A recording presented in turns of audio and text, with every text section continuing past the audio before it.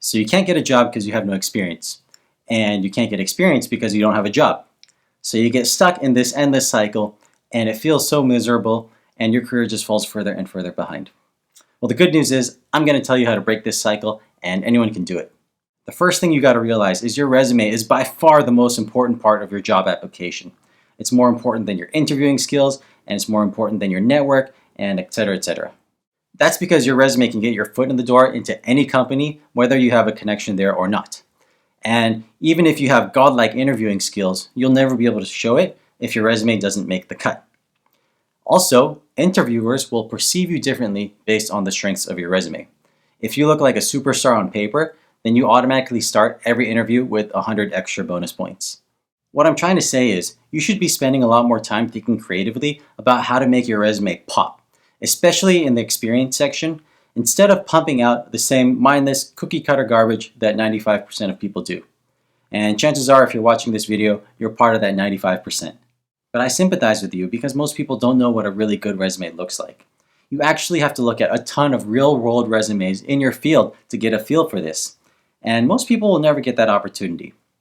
But fortunately for you, I've looked at thousands of real-life resumes from the best of the best of the best, and I am sharing my knowledge with you shamelessly in an attempt to get more YouTube subscribers.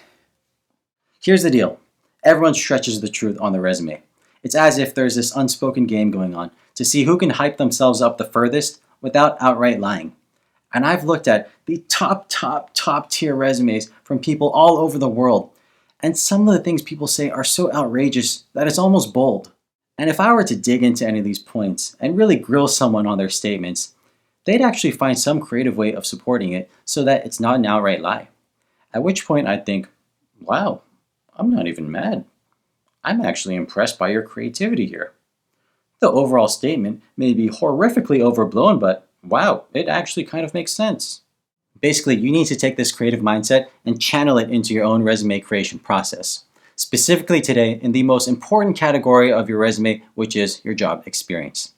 So let me give you a few examples of how to creatively add experience to your resume without lying. You hear that, Mom, Dad? I am not encouraging people to lie. You did not raise a bad son. Option number 1, volunteer. Now, this isn't the most creative solution, but it is the default answer, so I have to mention it. Get experience by volunteering. One creative thing you can do on your resume, however, is take your volunteer experience and put it in your actual job experience section on your resume, not in some separate volunteer experience section on the bottom. This makes people think that you held an actual job in the field and not some unpaid part-time gig on the side.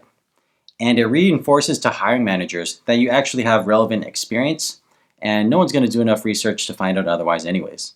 What I don't like about volunteer experience is you got to jump through so many hoops just to work for free.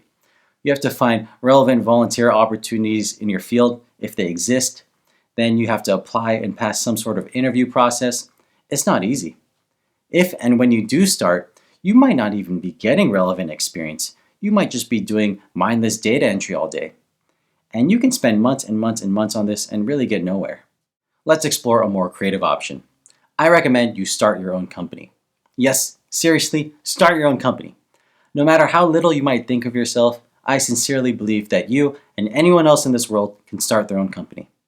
And starting your own business doesn't have to be this big deal. You don't have to hire anyone. You don't have to register as a business. Heck, you don't even need to make any money. You can be your only employee with 0 customers. The goal here is to build experience at a company that you can put on your resume. No one said that experience couldn't come from your own company, right? And because experience is completely time-based, you got to start your company like right now. Because if you want to say that you have a year of experience, well, the earliest that'll happen is a year from today. So go start your company right now. But what does it mean to actually start your company? Like, when is your company born? Well, legally here in California, you can start a company without even registering it. But legality aside, when is your company really born? Is it when you start to have a website? Is it when you have an actual product? No, not really. In my opinion, your company is born whenever you start to seriously start thinking about it. And hopefully that's today. The most important decision you got to make is, what does your company actually do? And like I said, it can be really, really, really simple. Like, I'm very proud to say that I started my first company when I was in high school. And when I say this, people immediately get some sort of reaction like, wow, this guy is like Bill Gates. He's some young entrepreneur who started really early. That's not really true. In reality, my dad just had a bunch of old fishing rods lying around, and I just helped him sell them all on eBay. Nothing impressive about that. Of course, on my resume, though, I wrote down all this fancy stuff. I said I started my own e commerce business. We had thousands of dollars in revenue. And I said I did all the research, the marketing, the logistics, etc., etc. Nowhere did I mention the words eBay or dad's fishing rods or anything that would make my experience or business look weak. And so, to the unsuspecting reader, I may have looked like a real treasure.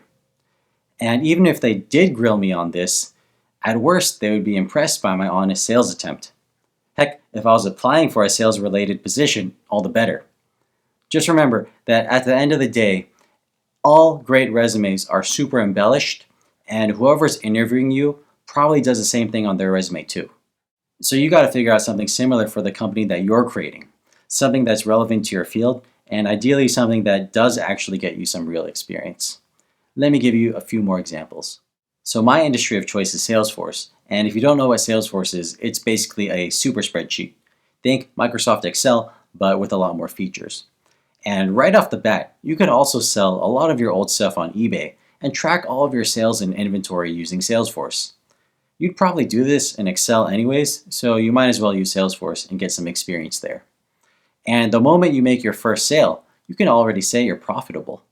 Let's take it a step further. Let's say you want to be a consultant in your industry. Well, why don't you go ahead and start your own consulting company and start calling yourself a consultant today? What is a consultant anyways? It's just someone who helps people. So why don't you go find the most popular forum in your industry and start helping people by answering questions? Congratulations, you are now a consultant. And you're actually building real skills in the industry too. Another example, let's say you want to enter a technical field like Salesforce development. So for this, you have to actually code something for it to be legit. So why not code your own company website? Or code a blog for yourself? Or do the same for a family member or friend, then you can start saying you have actual clients. All the while, you'll be building great experience that looks great on your resume, and you'll be building fundamental skills for yourself. Then when you get decent, you can actually start selling your development services on websites like Upwork or Fiverr. Start with low rates and easy projects and see where it goes from there.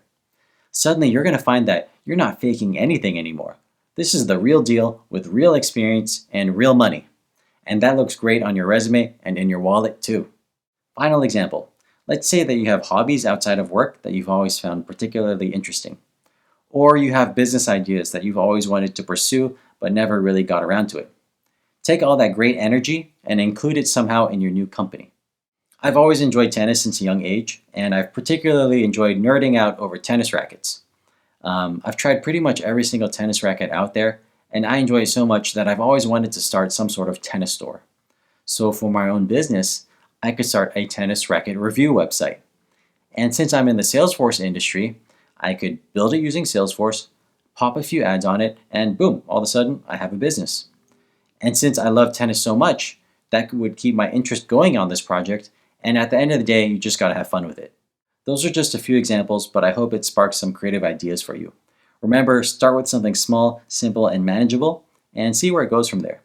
It's more important to spend your time thinking of things that are interesting and fun to you than it is on insignificant things like what your company's name or logo is going to be. Remember, we just want to do enough to fake experience on your resume without feeling like an actual liar. While you're at it, consider this. What you're starting could be a legitimate side hustle for yourself, and everyone should have a side hustle. Everyone I know who's successful has some sort of side hustle, and it's one of the best things you can do in your career because it really rounds out your thinking. So if you don't have a side hustle, you might not be reaching your career potential. Think about that. This is really win-win type of advice I'm giving you. I feel like there's so few pieces of career advice that are so blatantly good that you just have to do it. But this is one of them. I give a lot of really good career advice. I should really consider some sort of side hustle doing it.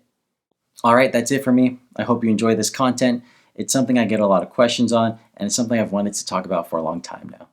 Give me a like, give me a sub, or just say hi in the comments. That's cool too. Thank you, and to all you go-getters out there, go start a company. Cheers.